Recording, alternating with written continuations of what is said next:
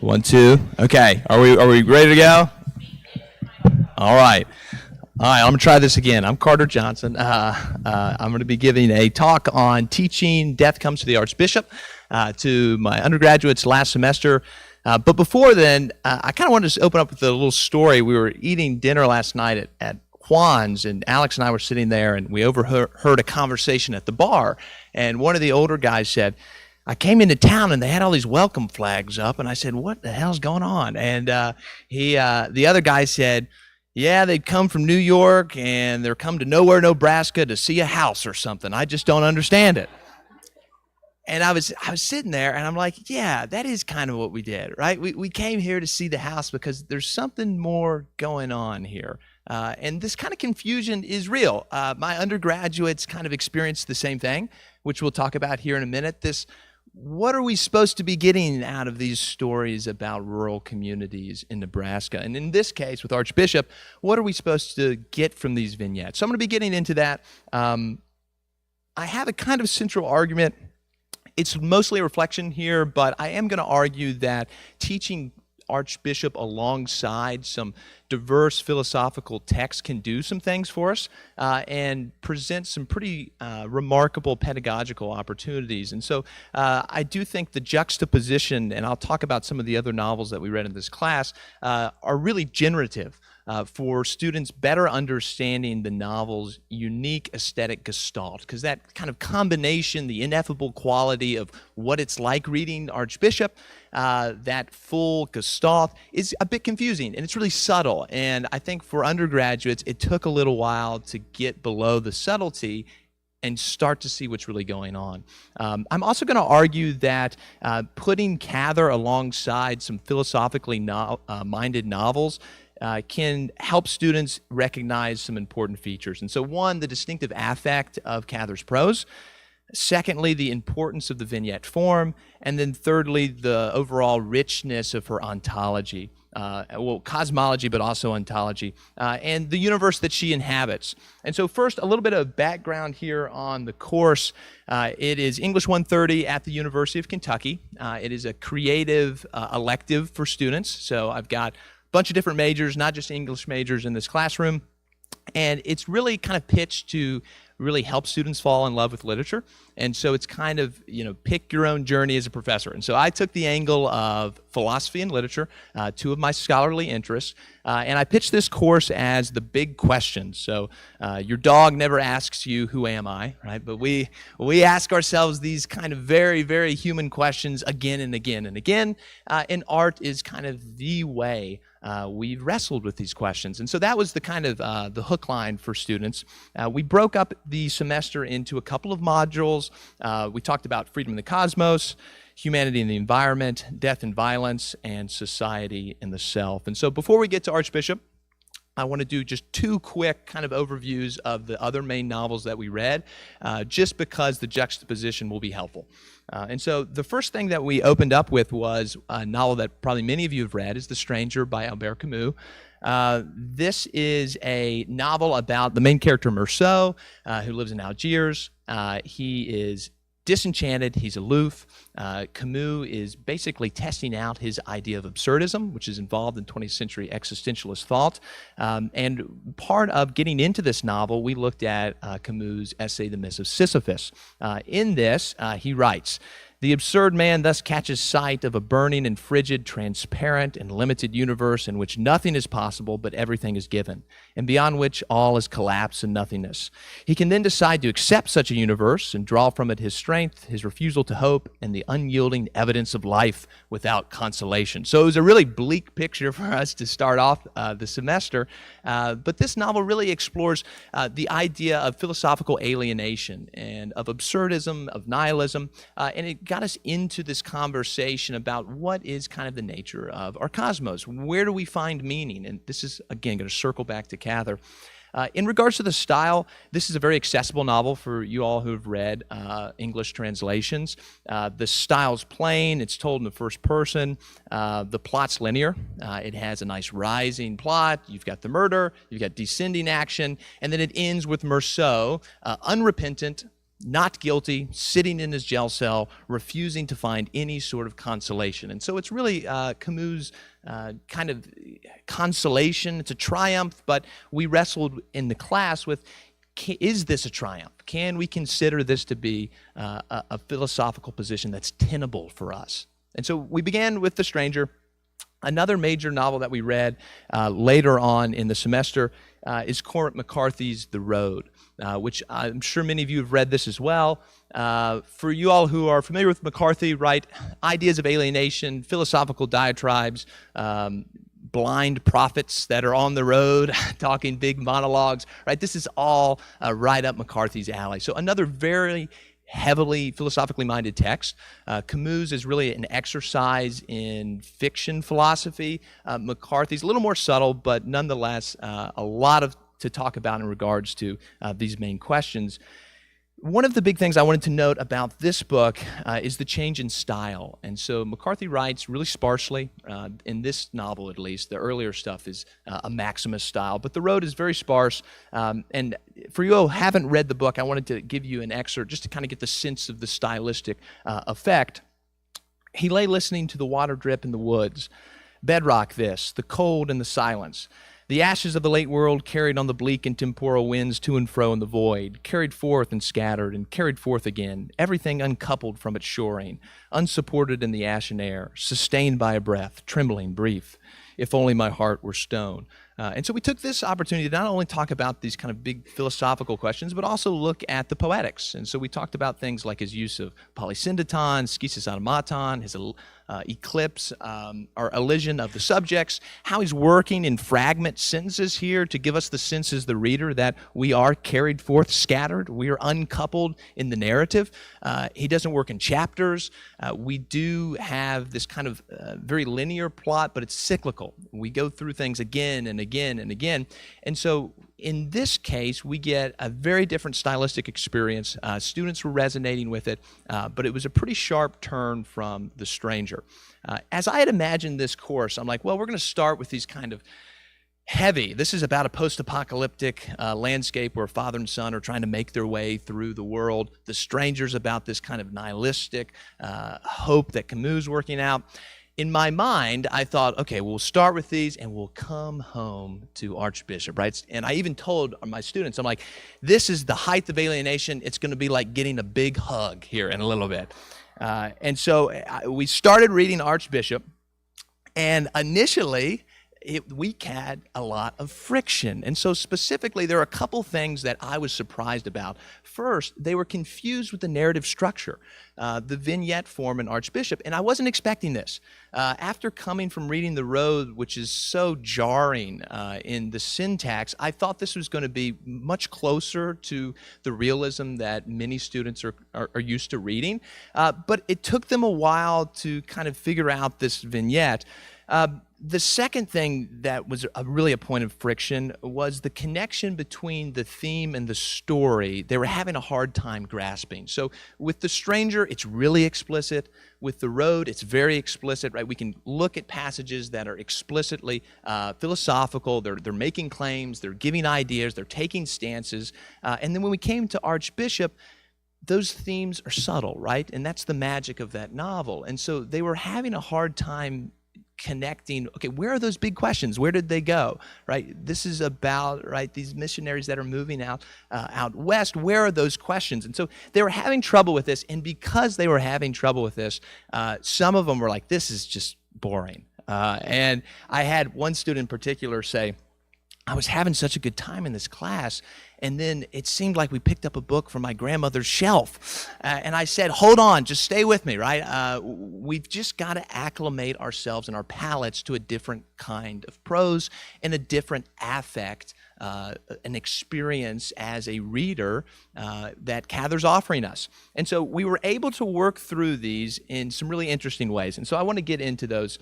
First, in time, because of the text that we read before, we started to recognize that this is just a very different kind of affect. It's not in our face like McCarthy. It's not this detached style of prose like Camus.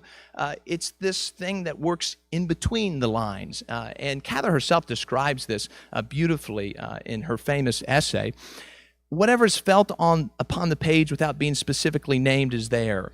That, it seems to me, is created. It is the inexplicable presence of the thing not named, of the overtone divined by the ear but not heard by it, the verbal mood, the emotional aura of the fact, and the thing or the deed that gives high quality to the novel or the drama as well as to the poetry itself. And so it's very difficult, and I didn't realize this, for undergraduates to pick up verbal moods and emotional auras, right? These are things that we have to sit with and take time with.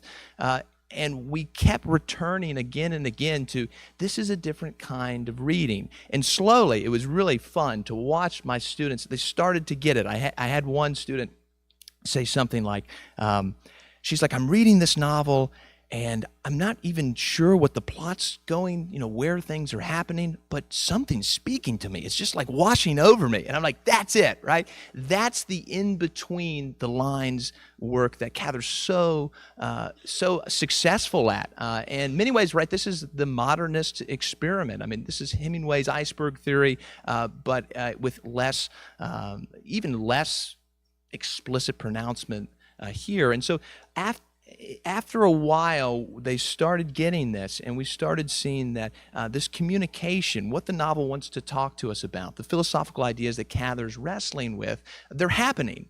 But they're as small as a trip out to a coma, right? They're as small as a little story about an old father, right? Things that don't make sense. A wooden bird that's sitting in a little home, right? These are the things that we just quickly move over. But after a while, right, we started, through looking at the text specifically, right? We have to explicate things. But then they started getting into almost a habit of reading. And so we were able to talk about this affect because we had seen different affects. And so this is where, the reading, the juxtaposition, the comparative study is really, really helpful. If we hadn't had such a kind of sharp turn with the road going to Archbishop, I don't think the affect would have came through nearly as clearly. Another thing that we kind of learned along the way and that we were able to get into is getting over the initial friction about the vignette form and talking about plot. And this was really helpful just kind of pedagogically. You want students to leave the classroom knowing a little something about plot. They're in a literature class. And so we had some great discussions about how they were used to linear plots, the books that they were reading. They said The Stranger, we could follow it. The Road, we could follow it. This is totally different. And so we got to get slowly move into conversations about, well, why is this different? Why is Cather doing these things? What makes this a distinct aesthetic choice? What is that giving to us as readers? And so it became really generative. One of the things that I talked a lot about during the semester was the link between poetics and hermeneutics. So this move between form to meaning, and the vignettes became a really great opportunity to have those conversations. We can specifically see how well the vignettes work in some of the major themes of Archbishop. Specifically, I wanted to look at this instance where Latour is reflecting over his life near the end of the novel, and he makes some pretty remarkable statements about the experience of time. He was soon to have done with the calendared time, and it had already ceased to count for him. He sat in the middle of his own consciousness. None of his former states of mind were lost or outgrown. They were all within reach of his hand and all comprehensible. And so we talked about how this move away from calendar time is kind of like the vignette form, right? We're not moving in linear patterns. It's as if we are situated in the middle and each vignette is around us. And when we look back on our lives, we talked about how oftentimes memories come not in an uninterrupted stream of time, but they come in visions, and weird things come up to our mind, and we see small scenes and how the vignettes are working to reinforce what Cather's doing with ideas of temporality in the novel. And so the poetics of the vignettes, although it was kind of tricky at the beginning, they started to realize that, no, this is involved with the meaning of the novel. This is involved with how Cather is understanding time, especially as Latour goes off to the sunset at the end of the novel. And so it was a really helpful conversation about vignettes. And then finally, the cosmology question came full circle. And so there are three attributes that I wanted students to pay attention to with the novel. And again, it was our base work with these other philosophical texts that allowed this discussion. First, we find in Archbishop a hospitable universe. Within the stranger, within the road, we see places that are antagonistic to human presence. There's no place for Merceau to find fulfillment in the stranger. In the road, there's nothing but the road, again and again and again. Even the end of the novel ends on the road. There's no home. And so as we moved to Cather, we found a world that was not lacking in violence and, with Archbishop, extortion, and all these questions that we come across, bad actors, right? It's not a rosy glass picture of the world. But at the same time, the cathedral, right, that great symbol in Archbishop, represents this possibility of human dwelling, a possibility of coming home out of exile, of making a home in exile. And we talked about how this is a cosmological picture, right? This is Cather's understanding of what the universe is like. It's a place that despite the friction, the violence, the struggle, it's a place that we can dwell. And so it kind of helped pull together a lot of our philosophical ideas here in seeing that we've got different approaches to cosmology, and Cather's is this, I think, really beatific vision at the end of the possibility for human dwelling.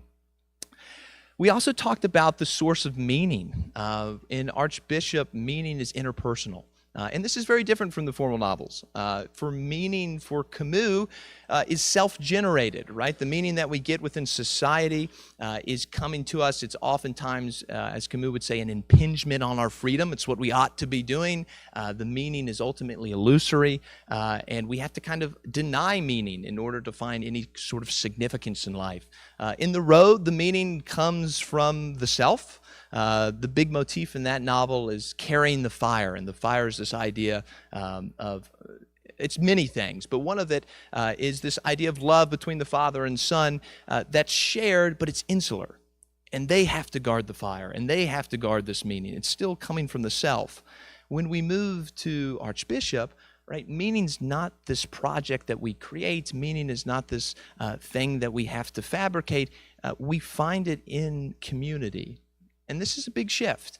It's a subtle shift, but it's our interpersonal relationships for Cather that become the significance of our lives. And they are the things that allow us to root into place. And so not only is the universe a place where we can dwell, even kind of the Heideggerian idea of building and dwelling, but it's a place where our dwelling is with others and meaning's generated in that. And then finally, we talked about the idea of mystery. There's a French phenomenologist I really like, Gabriel Marcel, a 20th century French philosopher, and he talks about mystery. It's not as if there is just more to be known. True mystery is there's always more to be known. It's this distinction between problems that we solve, we set up, we figure out, we use the instrumental mind, and then there's mystery. And mystery is something that we're within, and that's around us, and that we find ourselves involved in. And so here with Cather, we get this really deep picture of mystery, right? There are not a lot of answers offered to us like Camus tried to offer, like McCarthy. He withholds a lot of answers, but there's intonations there. But with Cather, we're invited into something that we don't understand. We're invited into something that can offer us meaning even if we can't quantify why it's meaningful. And I think that's sort of what our gentleman at Wands was getting at, right? There's something mysterious about what calls us to this work. And I think it's truly Cather's recognition of the mystery within small aspects of human life, the things that we can't quantify, the things that are overdeterminate, that we can't pin down, that make us feel at home. And give us a sense of relief and allow us to dwell. Thank you.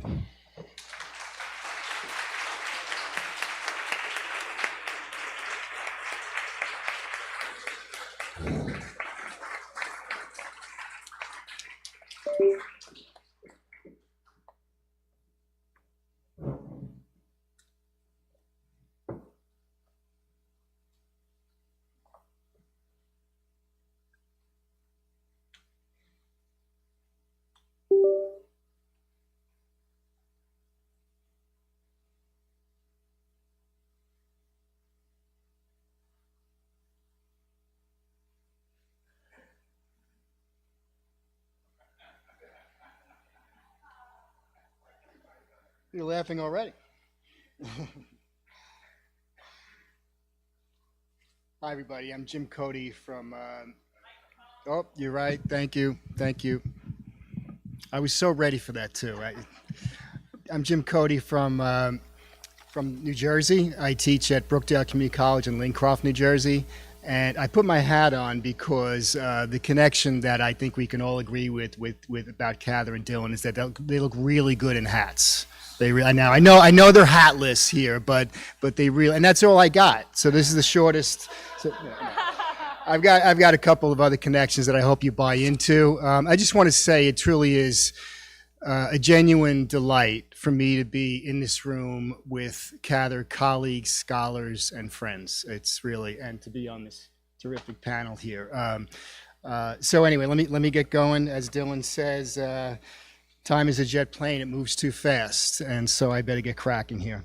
For most of my life, I have been a fan of Bob Dylan's music. During my doctoral studies, my reading of Willa Cather's novels was imbued with my knowledge of Dylan's career and his song lyrics. Cather's characters, their conflicts, her depictions of varied landscapes, and what I learned about her life began to coalesce more than I would ever expected with Dylan's now Nobel Prize-winning lyrics and career. It began to occur to me that this was not out of excessive devotion to or passion for Dylan's songs, but from a valid academic viewpoint that there were relevant connections to Cather's work with Dylan's. I am now at a point that allows me to assert with a strong degree of certainty that the reading of Cather's novels can be enhanced by one's knowledge of Dylan's songs and equips readers to better comprehend and appreciate many of the demanding and intriguing subjects, issues, and concepts in her novels. I really need you to buy into that. Okay, all right. I could have just said that. All right. I realize such a study needs a validation as a legitimate scholarly pursuit. Would not Dylan's lyrics, or any songwriters for that matter, heighten the appreciation for any author's work? A start to that objective perhaps can come from evidence that Dylan himself is familiar with Cather's writing, in that there can be, even if it's just to a small degree, speculation that Dylan's own writing has been influenced by Cather's, perhaps mostly in their shared sensibilities. Proof of it comes from two passages in Dylan's memoir, Chronicles, Volume 1, where he sifts but does not credit, typical Dylan, as we said, quotes from Cather's Alexander's Bridge, the first using Cather's words to help describe his view of the U.S. in '68, the second expressing how he saw himself in the late 60s. His direct use of Cather's phrasing, credit Perry Meisel and Todd Richardson for these discoveries, in the first passage displays a bond with Cather for language that spurs the imagination in a reader to understand setting and circumstances. The latter integrates Cather's descriptive language, conveying a shared affinity for sensory stimuli that helps readers visualize sounds. I often wonder what Cather would have thought about Dylan being awarded the Nobel Prize for Literature. I like to think she would have approved. If her criticism more than once about the state of the novel genre in America is any evidence that she had a strong abhorrence for publications that catered to popular taste or that caved to cookie-cutting publishers' demands, I think songwriting, given the dignity as literature, would have pleased her.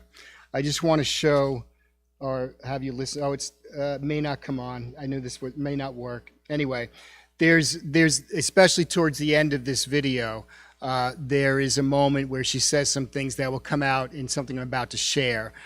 This you probably have all seen. Many of you saw the C-SPAN, Melissa Homestead's interview on C-SPAN. Yes? No? Well, it's a must-see. And as I told Melissa yesterday, she had this monolithic strength of patience throughout the whole piece. So anyway, it's a shame I can't show it. It's not coming up to be able to play. In any event, let me move on. Dylan moved popular songs into a different direction, defying what a folk song was considered to be by going electric at the Newport Folk Festival in '65, rebelling against releasing songs that adhered to radio play time restrictions. And then Blonde on Blonde in '66 became the first double album with one side consisting of just one song, another first with a length of over 11 minutes. Alistair McKenzie, writing for the Harvard Crimson, adds that Dylan changed the way a pop singer was allowed to sound. Dylan did as much as Cather did in exposing, and here's the quote that I wanted you to hear. I really wanted Cather's voice in this room. A shallow culture and an even shallower experience of life that limits what any art's range and variety can be. Cather scorned closed-minded thinking, or maybe more precisely, the kind of thinking born from a generation unwilling to be moved by anything that did not resonate with their modern world. Thus, her 1936 book of essays, Not Under 40, in which her prefatory remarks warned those under 40 years old not to bother reading it. In a sense, she was saying what Dylan expressed in his lyric from My Back Pages, I was so much older then, I'm younger than that now. For Cather, age has nothing to do with being young in mind, thought, and ideologies. A youthful mind is one that dismisses a past generation, but perhaps can envision what Neil Marcus once said, if the past isn't alive in you, then the future will be empty. Forward thinking was not pushing forward without the past in mind, but leaning on it to reject the present and future American life without values tied to the shackles of materialism. An example of this comes from Nelly Birdseye, one of the four first-person narrators in Cather's novels, who reminds us when we were young how much we were called upon to take in and make sense of from the world around us.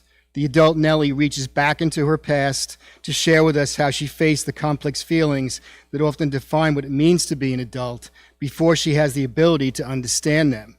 So much older then, younger than that now. George Cates says of Cather that at this time she will pay any price to resist worldly success, even that of alternating between public scorn and private silence.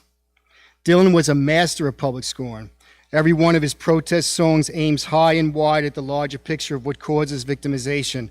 So in Only a Pawn in the Game, it's not the maniacally young white male assassin who kills Medgar Evers. It's the ideology that breeds and cultivates racist hatred. In Masters of War, it's not the soldiers on the battlefields or even the higher-ranking military brass spilling blood, but the corporations making profits from the weapons made that are used in war. Most of all, though,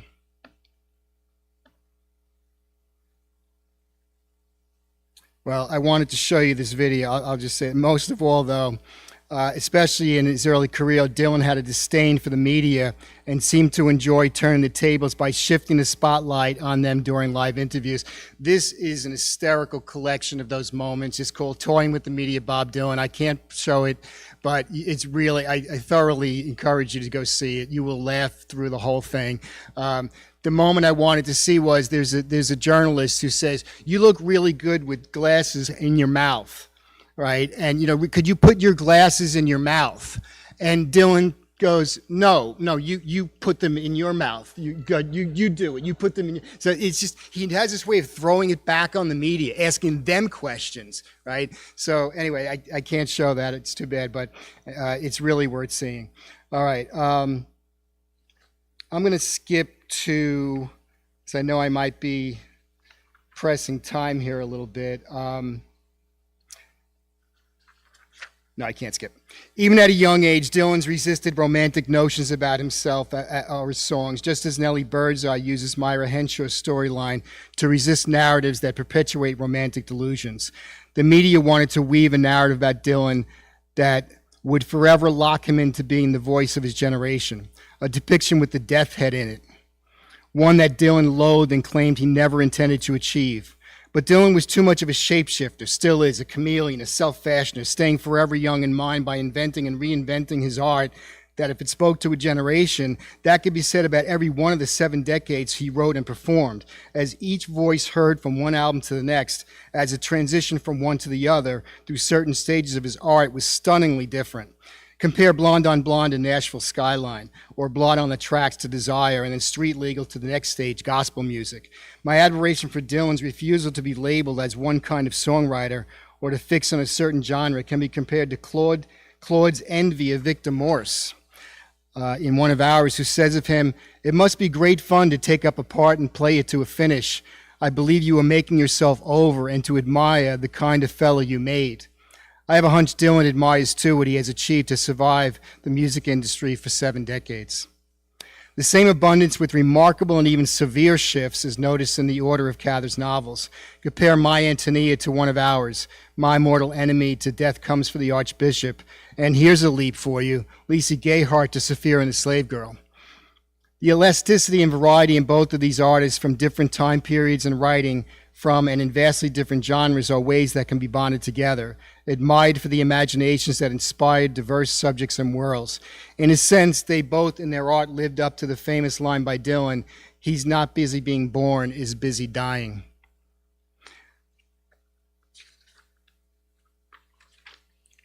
If it is asked of me which song I can hear or what lyrics emerge in my mind when reading any work of Cather's, for me it would be Shelter from the Storm while I read Shadows on the Rock. There are many who seek literal and figurative shelter in this book, brought on by being transplanted from a world once known to an unknown world, physically and or emotionally. And I think it's true that the book's energy comes from characters who respond to contrasting or contrary ways towards their predicaments. So before Eau Claire moves to Quebec, he falls into a habit of looking at Canada as a possible refuge, an escape from the evils once suffered at home and wishing he could go there. However, when that move becomes reality, the Count wishing to take Eau Claire with him as his personal physician, Eau Claire becomes terrified, ill of fright, neither to eat or sleep, a creature void of form, as Dylan sings on Shelter. I'm not going to sing. You don't want me singing. Okay, so I'm just going to quote the lyrics. I came in from the wilderness, a creature void of form. Come in, she said, I'll give you shelter from the storm. I contend that Eau Claire comes into Canada from the wild reality forced upon him, void of form, from the shock of displacement, unmoored from the only world he felt he belonged, entirely cut off from Europe. But he builds a shelter from the emotional storm brought on by displacement, often recalling the past to Cecile, but more so physically building a house that colonists like to drop in at. Upon the slightest pretext, the interior was like home to the French-born. When Dylan sings, try imagining a place where it's always safe and warm, he suggests that the imagination has the power to do just what Eau Claire did to create agency, but also preserve a literal world for others to seek shelter who are burned out, buried, poisoned, blown out, hunted and ravaged, living now in a foreign country, bound across the line and wishing they could only turn back the clock. So while the Canadian landscape reflects the feel of separation, a forest of suffocation and annihilation, it also has a river that lived, moved, glittered, and changed. In these descriptions is the energy from contraries, the doubling, or call it ambivalence, if you like, that also creates an inner world for readers to witness how the mind can make a heaven of hell or a hell of heaven. Or perhaps more relevantly, so to quote Salman Rushdie in his most recent memoir, Knife, imagination can bridge the gulf between dreams and reality, allowing us to understand the real in new ways by seeing it through the lens of the unreal. The unreal, perhaps in this context, being what characters emotionally project onto places, and the real being those places themselves. There are more characters and shadows brought into literal shelters from the figurative storm's influence in their lives. Blinker is certainly one. A pitiable figure, Blinker is ostracized by those too nearsighted to think anything other than that he must have crooked thoughts behind such crooked eyes. Not Madame Eau Claire. She might as well be the sympathetic figure in Dylan's song with silver bracelets on her wrist and flowers in her hair. Picture that. Who insisted, felt sorry for the poor fellow who got into the way of giving him soup at night and saw no harm in him.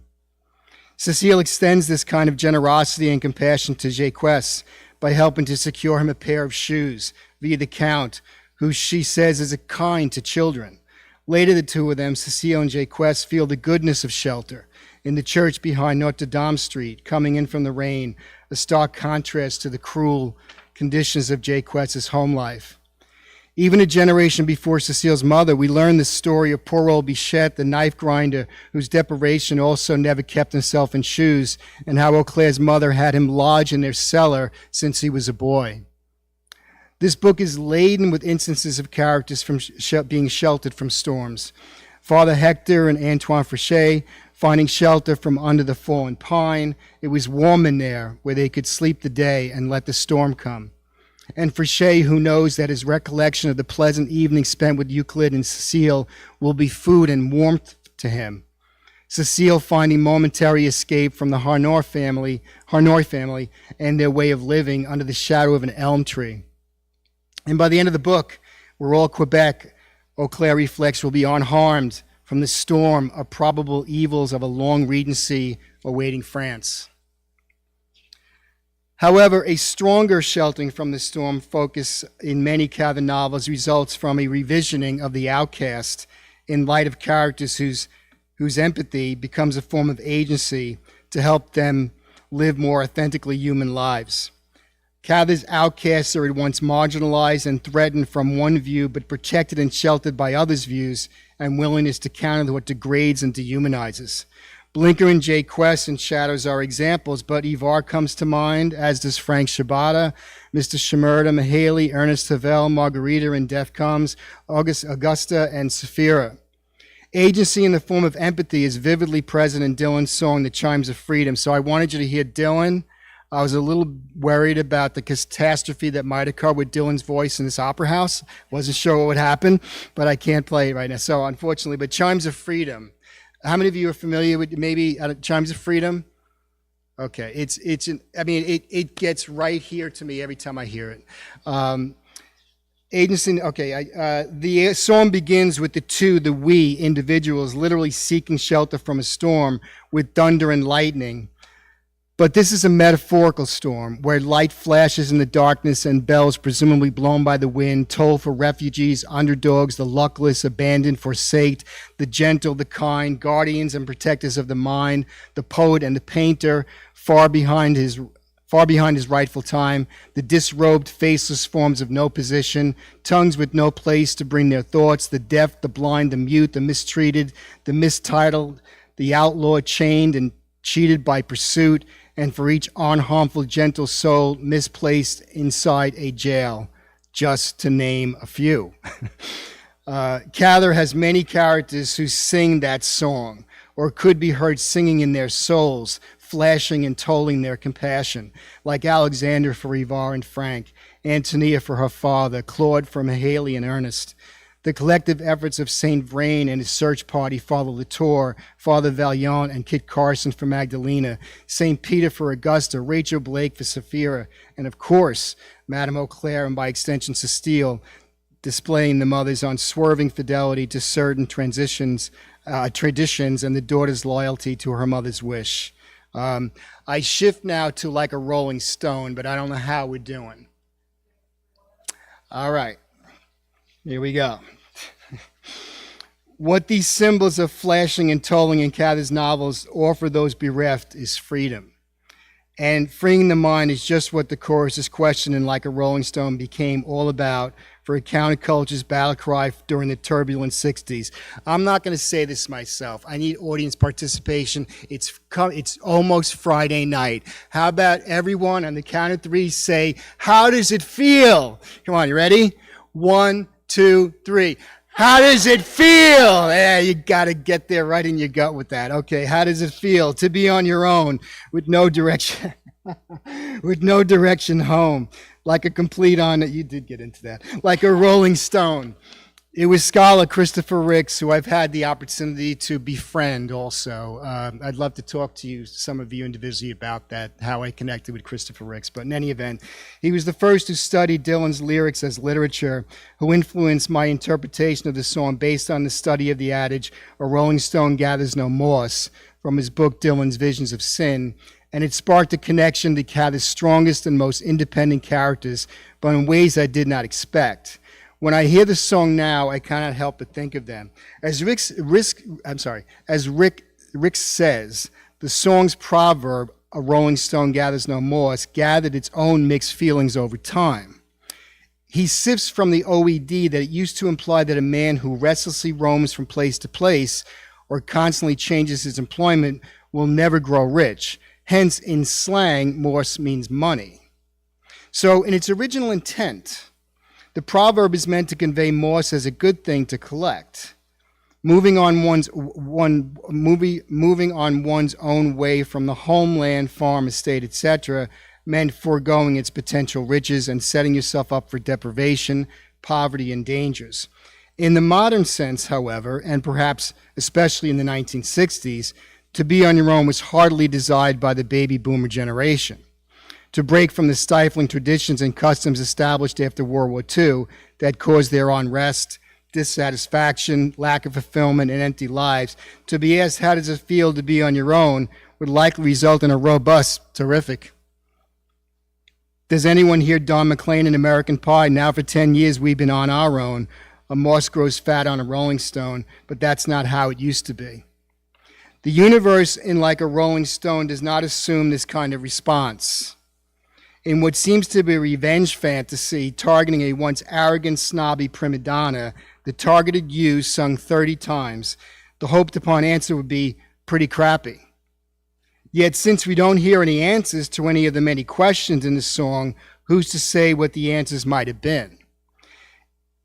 In O Pioneers, Alexander gets an answer to that question that Carl returns and confesses when Carl returns and confesses the truth about living a rolling stone life.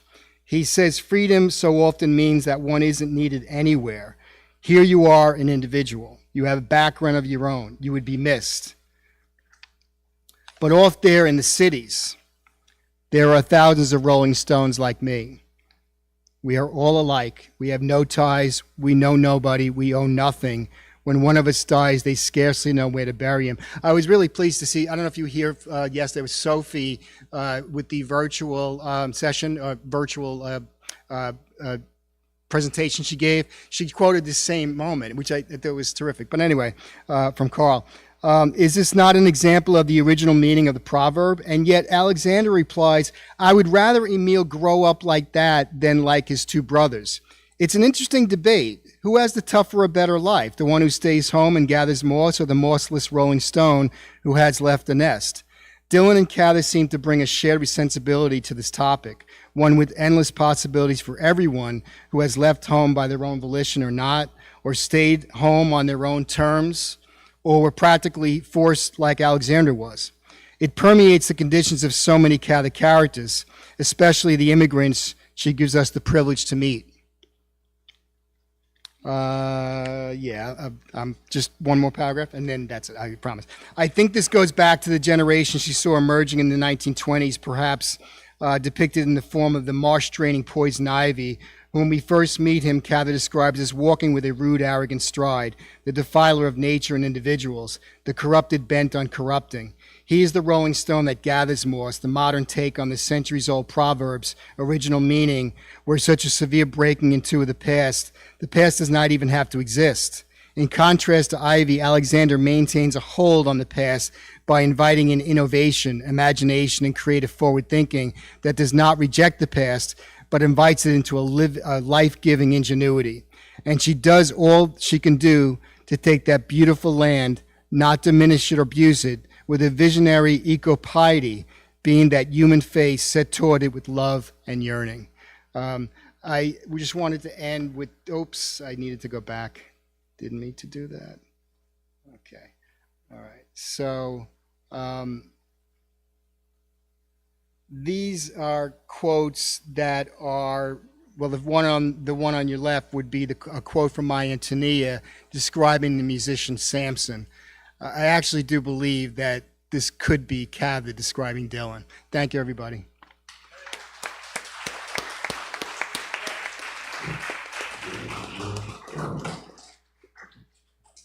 How are we doing on the USB? Okay.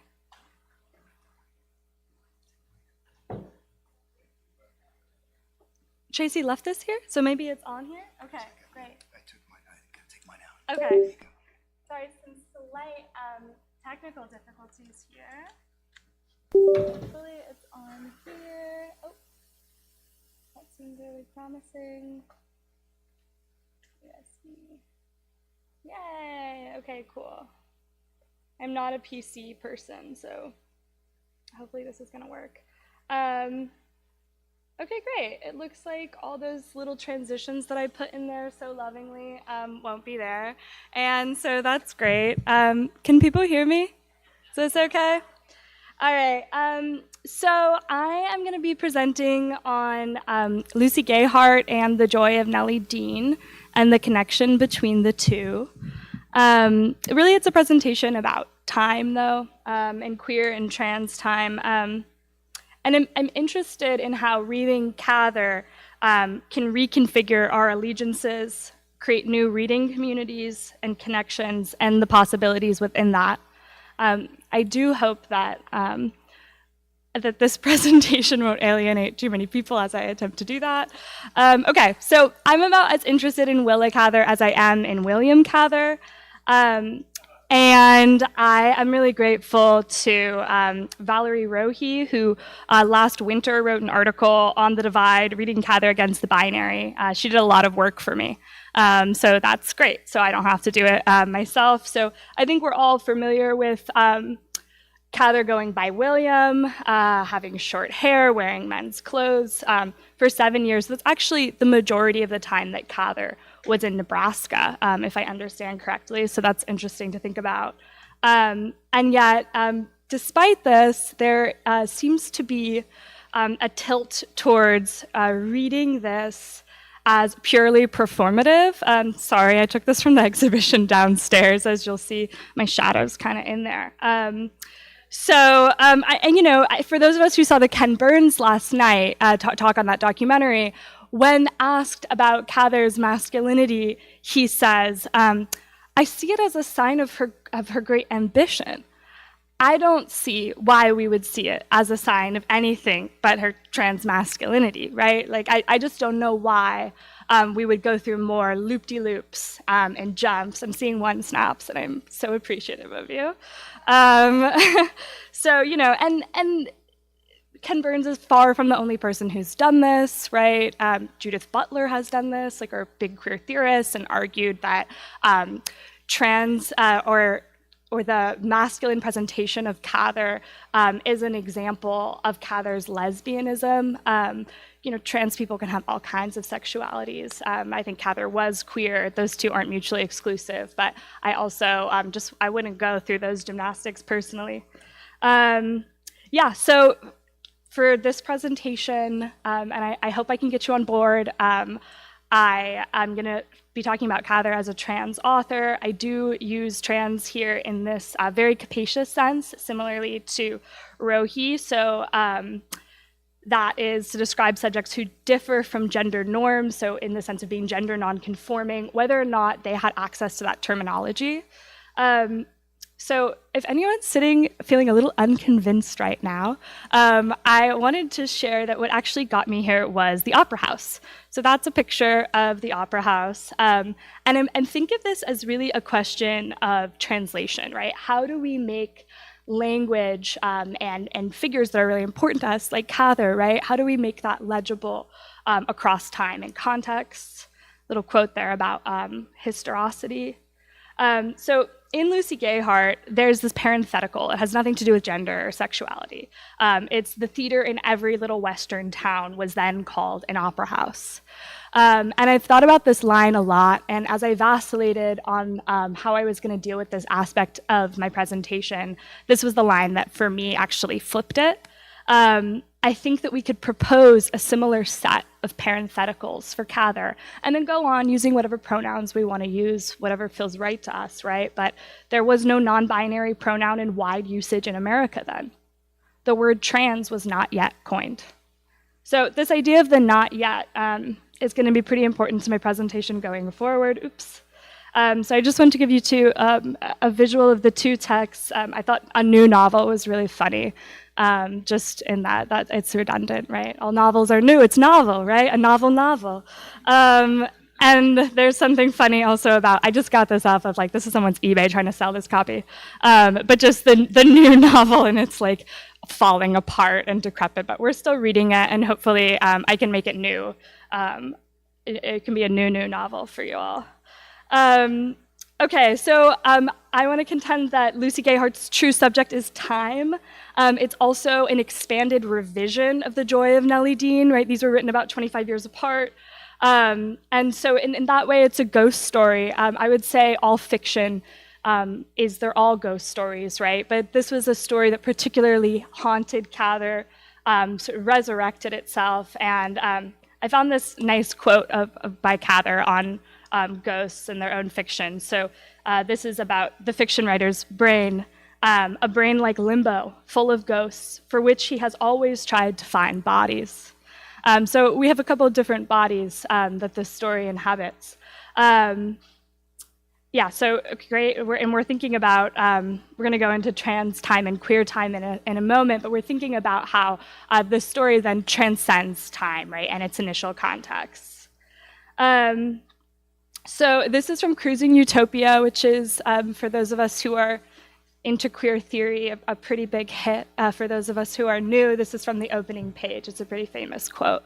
I'll read it. Queerness is not yet here. We are not yet queer. We may never touch queerness, but we can feel it as the warm illumination of a horizon imbued with potentiality. You know, I had no idea how the three of our presentations were going to link, or if they were going to link at all. But it was great hearing about like the sunset in time in your presentation, and that sort of helped bridge them for me. So we have never been queer, yet queerness exists for us as an ideality that, oops, didn't say that right, that can be distilled from the past and used to imagine a future, which also sort of links to those ideas about past and future in your presentation. So, you know, I'm using queer time to think about this, but I think there's other frameworks that we could use and get to some of the same ideas. We must strive in the face of the here and now's totalizing rendering of reality to think and feel a then and there. And this is last night's stargazing, if anyone else was there. If you recognize that horizon, that's the Nebraska horizon. Okay, so in really simple terms, queer time is linear, it's in the here and now. Oh, sorry, straight time is linear in the here and now. Queer time is non-linear, it's the then and there, it's out of time, and it interrupts that straight time. Trans time is pretty similar. The reading that I've done in trans time, it's newer scholarship, is more influenced by decolonial theory, and I'm going to be talking about that.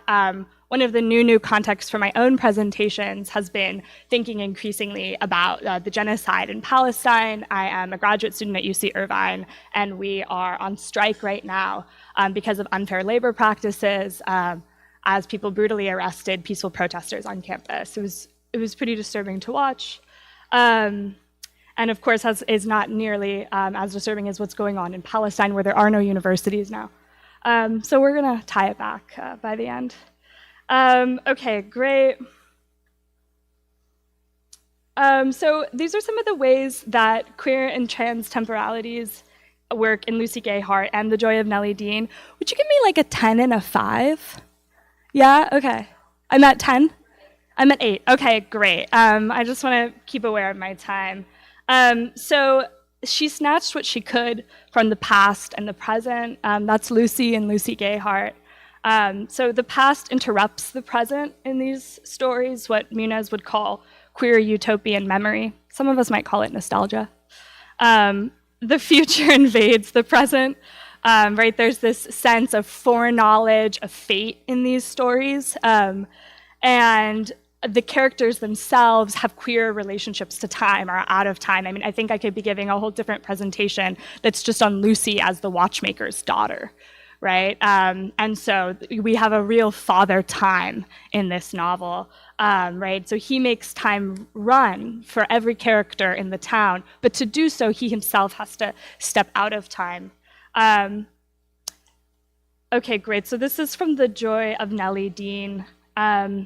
And I thought this was a really interesting moment of foreknowledge for how it connects the two. So this is Nelly's baptism. And for those of you who've read the short story, the story is actually told through a best friend, Margaret, or Peggy, as she's sometimes called.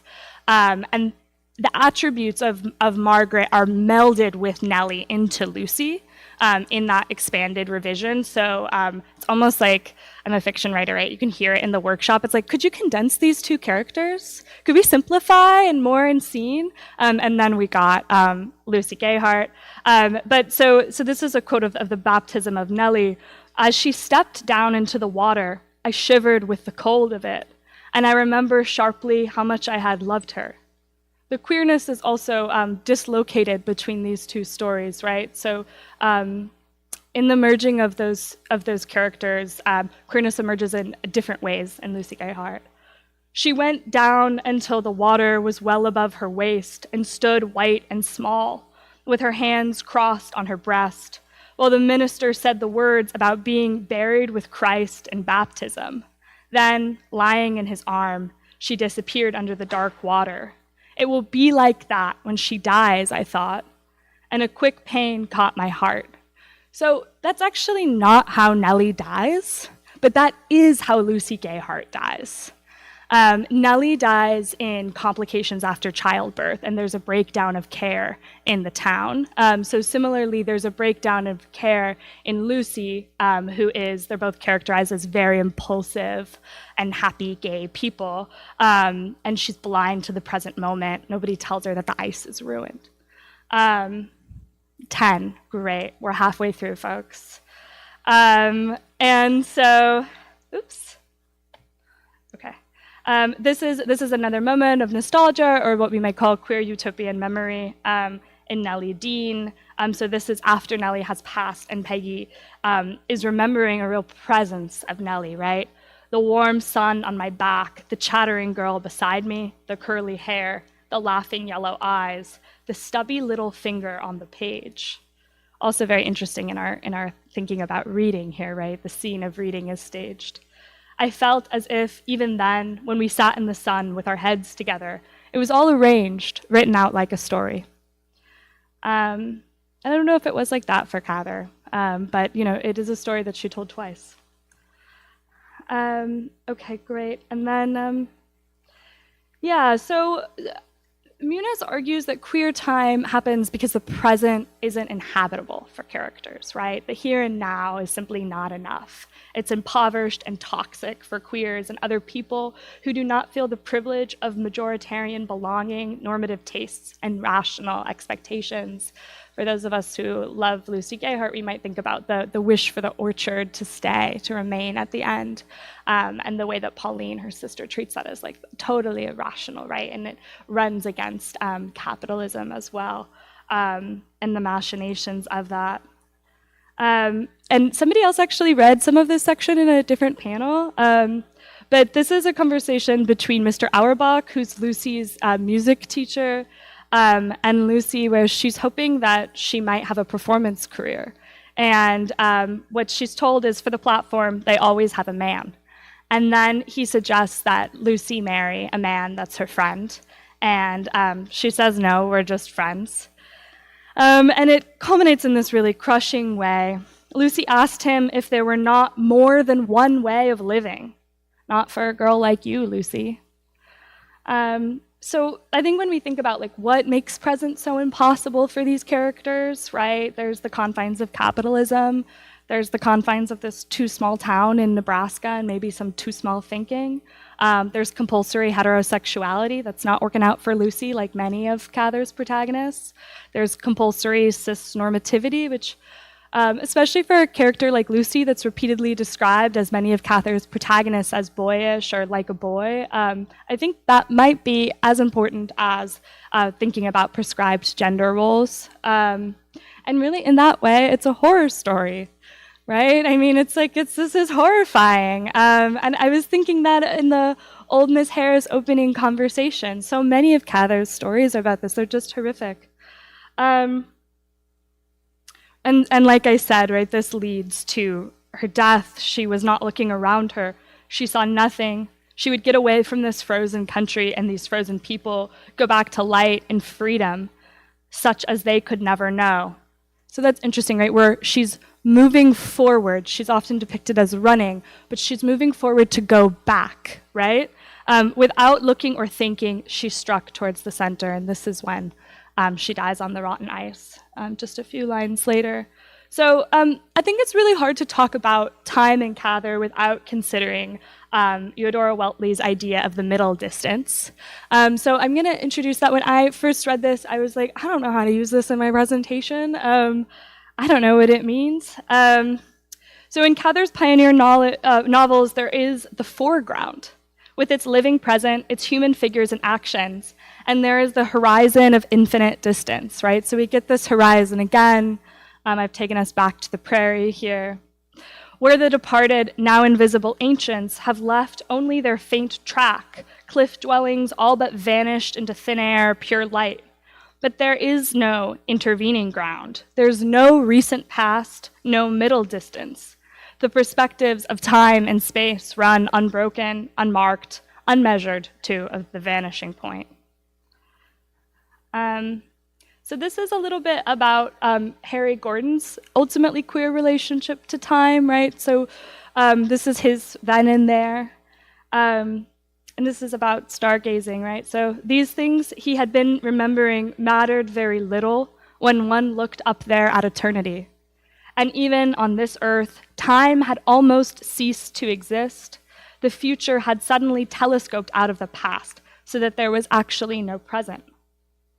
This, I think, has a lot to say about the middle distance, right, where we don't have a recent past, but just thinking about what does that really, thank you, great. What does that really do for us here, right? So I think what's important in this is actually this idea of the departed, now visible ancients that have all but vanished, and that Willa Cather's absence of indigeneity in her pioneer novels is really marked. And this gets back to some of the genocide stuff. So here's a horizon line very close by that was interrupted that I drove by as I got here. Maybe many of you did. This is about the skirmish at Spring Creek. So this is some thoughts about like what happens when we don't have a middle distance, right? So I think some of the things that can happen is that a settler colonial fantasy of history, which can then be repeated in fiction, emerges, right? So we have, this is from the plaque, from April to October 1870 was a temporary military post, and it was there to protect a nearby settlement for Indians, right? So it's like, whose safety are we prioritizing here? I was pretty surprised that more medals of honor were won in this. It was a 2-hour engagement than in any other incident in Nebraska history. And to put Cather's work in context, right, she moved here while the American Indian Wars were still going on. There's a brief reference to the Wounded Knee Massacre in Tommy the Unsentimental, but in general, there's just this glaring absence. So I'm hoping that part of this presentation can be a call for us all to think more about the legacy of genocide on this land, right, as well as ongoing legacies of genocide, right? So where are the Plain Indians in Cather's fiction, and who is this fantasy for? Yeah, so some of this I already said. So I think in the lack of reckoning with subtler colonialism and genocide, Nelly and Lucy and Harry and Sebastian and all of these other white settlers in Cather's fictions are actually quite comfortable in the present, right? That's one thing that they don't have to contend to. In that way, it's very habitable to them. But it comes at a great cost. It's predicated on an enormous amount of violence. And I think storytelling runs the risk then of becoming an extension of a genocidal settler colonial state. But not to get too bleak, we'll turn back to Munez and think about where we can go from here, right? So through fiction, we enter a collective imagination, and there's a lot of potentiality in that. We have this quote: from shared critical dissatisfaction, we arrive at collective potentiality. So decolonization movements are going around all around the globe. We need everybody, right? We're not there yet, but together we have some potential here in rethinking. I wanted to go back to that quote on the first page. We must strive in the face of the here and now's totalizing rendering of reality to think and feel a then and there. This is what fiction is really good at, right? This is basically what it does best, to help us imagine another space. So it's really powerful. And I thought I would settle on this last scene of stargazing in Lucy Gayheart, and talk a little bit about how we all connect to each other while reading Cather. So in the darkening sky, she had seen the first star come out. It brought her heart into her throat. The point of silver light spoke to her like a signal.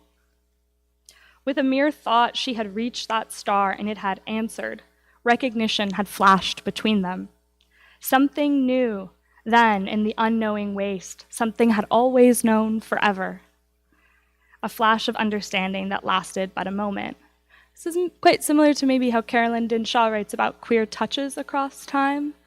But I think it also says something about all of us, right? So we might have very different perspectives. I was sharing with some people that I came to Cather because my grandmother and my great-grandmother are from Nebraska, and Cather was their favorite author.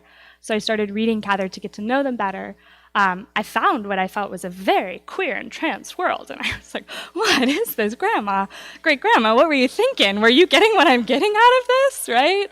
And, I can't really know, right? You don't have to be queer or trans to feel dissatisfied with the current confines of capitalism or gender roles, right? These are things that we can all experience. But I think that as we read Cather and we touch that infinity through her, we also touch all the other readers, right? So readers in the past, readers that are in the present, that are in this room and not in this room, and also ones for the future. So I think my question really ultimately is not, are any of these characters trans? Are they queer? Is Cather trans or queer? But when will they be? And when will we be able to receive them? So thank you, everybody.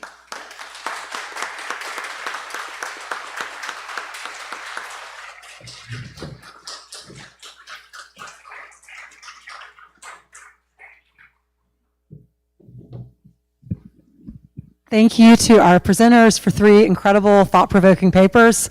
We have time for questions.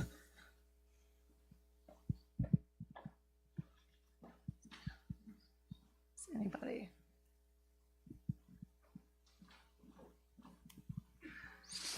Regarding the the last talk, I can remember. I'm old, and I can remember when it was not thought odd for particularly professional women, teachers, to live together for their entire lives. And I think that was true during Cather's lifetime. And it seemed that nobody ever questioned it. And it had a name, and I forget the... Yeah. And it seems that she may have believed that her lifestyle and her sense of herself and of others was colored by that convention of women living together for their entire lives and clearly being affectionate with one another, and society didn't cast aspersions on it. What do you think about that?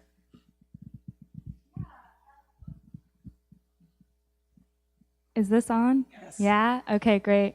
No, I think that's a great point. I think ultimately some suspicion was cast on Cather's gender presentation, and they femmed it up in their adult life.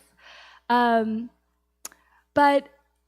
previously, I don't see Cather as closeted as a trans person. I don't see Cather closeted as a queer person. And so I think that we have to be careful as scholars that we don't put Cather in the closet now. So that's what I would say.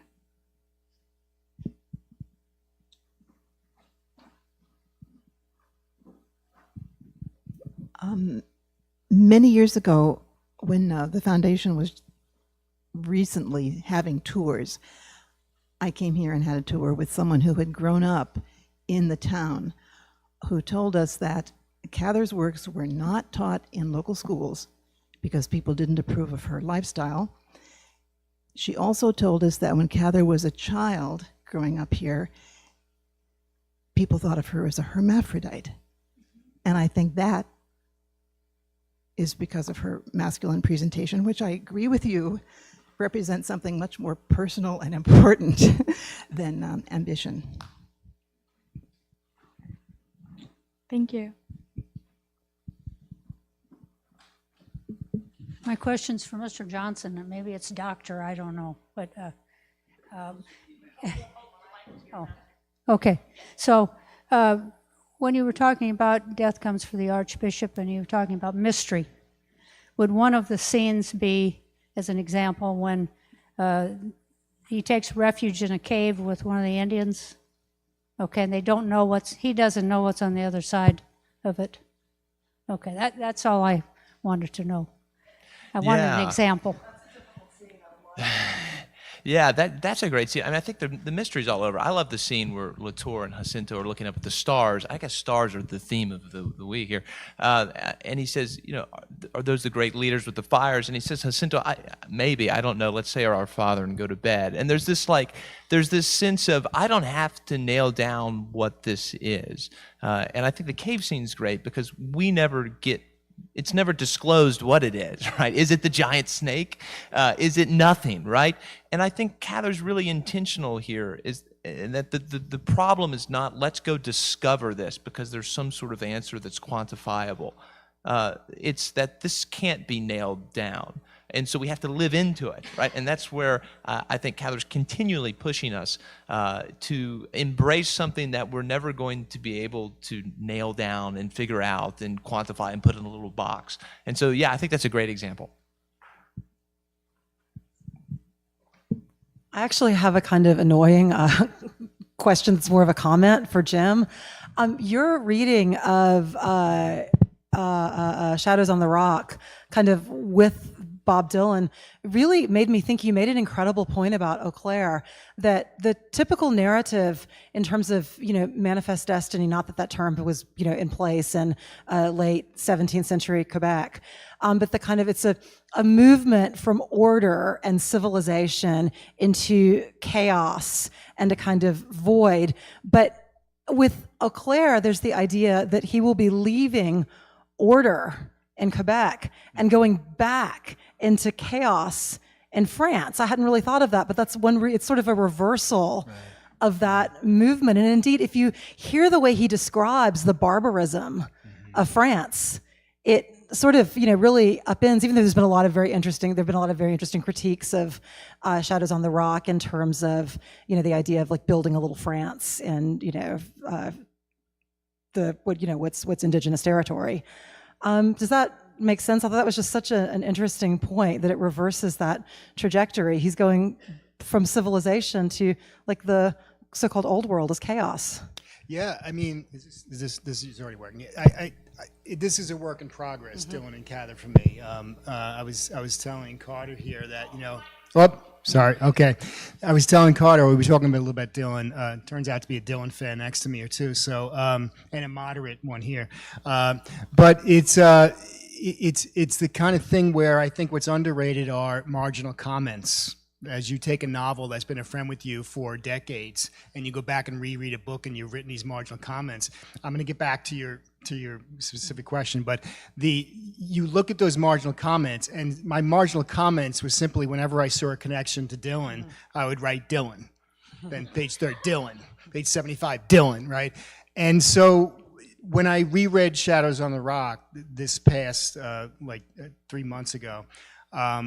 I just saw more and more of that. I saw, like what you're saying, the civilization to chaos, and you're expecting him to go back because that's the desire that they have, is to go back. But by the end, it's reversed.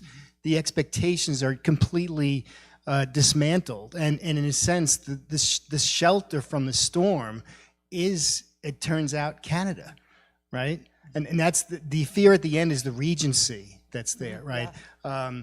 I didn't get a chance to get to the last character I wanted to talk about that is quite like Poison Ivy. Is he's described as the man of contradiction, Saint Valliere. Cather describes his manner as imperious and his administration arrogant and despotic. And then think about what happened to him, right? There's so many things flipped around in this novel that are not your expectations, right? Everything's a little upside down. As a matter of fact, the wheels have stopped. What's good is bad. What's bad is good. You'll find out when you reach the top, you're on the bottom, right? That's Bob Dylan, and that's just the expectations of that, right? That get flipped. Yeah. One.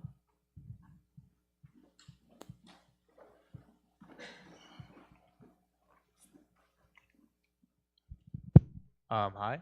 I want to push against the reading of Bob Dylan and Willa Cather together by mentioning a scene in Shadows on the Rock. Thank you for talking about Shadows on the Rock, by the way. It's one of my favorite novels by Cather. I haven't heard anyone talk about it at the conference yet. Was one of the most like terrible moments in that novel for me, and also like in any of Cather's novels, which is the moment where Pierre Chiron is describing his story with the love of his life, and she goes into the convent.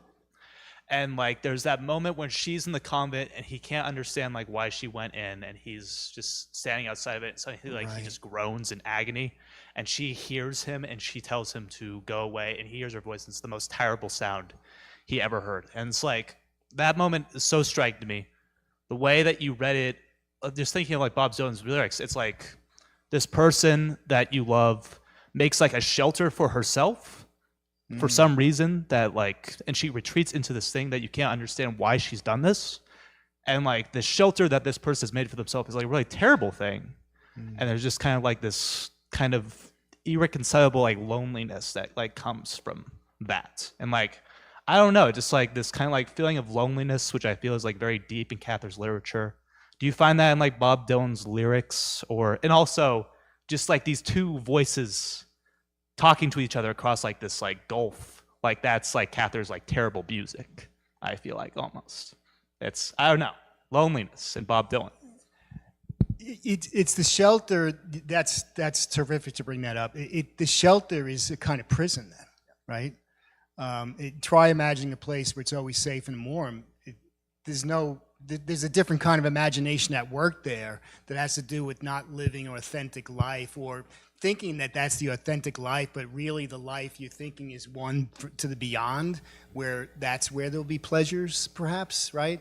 So I think that might be sort of antithetical to the shelter from the storm that I think Dylan and Cather are working with there, in terms of finding warmth and agency through empathy, you know, and generosity and compassion. That's so part of the novel. But that's a really interesting study there, just that character.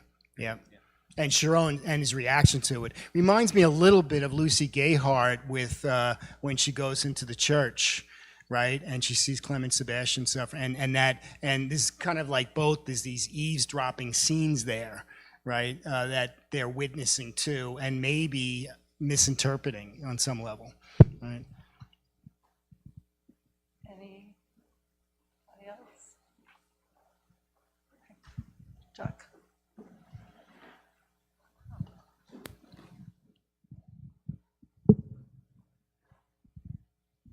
Can you hear me? Ever since you gave us the line, I was older then, but I'm younger than that now. I've been thinking about nature of paradox, because paradox is, of course, the deconstruction of binaries. It reminded me of Ambrose Bierce's comment, there are two kinds of people in the world. There's the kind that divide the world into two kinds of people and the kind that don't. And of course, I think that's really key in the comments about queerness and trans, and the fact we're not in the present, we're looking to where we might go. But I was thinking of that even in connection of Shadows in the Rock, where the very name Euclid Eau Claire is a paradox. It is the father of geometry combined with the notion of the waters of initiation, and in connection with the clear waters of even clairvoyance, and to put that into one human being that's capable of not living in totally, at least in the binary in which he was probably raised. And I thought all three of your papers had this in common, like the way you organized the subject matter in the course on Shadows and on Death Comes to the Archbishop.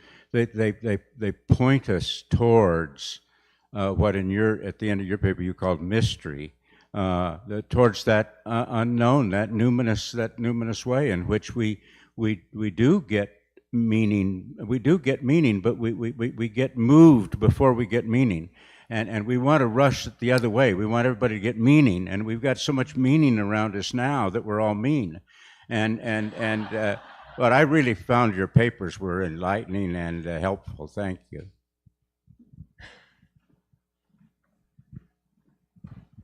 I just want to say that I don't know if I've ever been a part of a literary situation that has such intelligent and well-read audiences. I feel like every single person could be presenting, and that's just been a real pleasure as well as intimidating. You all really know your stuff.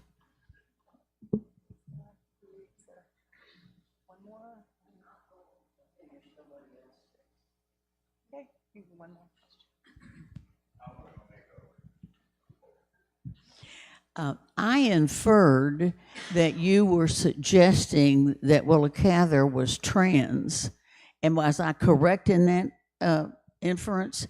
And if so, do you base that on the early age at which she manifested masculine traits, or am I figuring that out correctly? Yeah, so I think I have a slide where it just says Willa Cather was trans or was a trans author. That is exactly what I base it on. And I'm thinking about trans in a really capacious way. So I would say that trans masculine and also non-binary, right? And that's why I opened by saying I'm also interested in Willa, right? I'm interested in both William and Willa, and definitely not trying to use contemporary language as a way to box Cather in, but using contemporary language as a way to make the fullness of Cather's life legible, and also their work. I mean, I really believe in the separation between author and characters, especially as a fiction writer. It just breaks my heart when people just read for biography. So Cather's queerness and transness is not why I read the characters as queer and trans, right? So I read them on their own terms, or did my best to. Thank you all very much.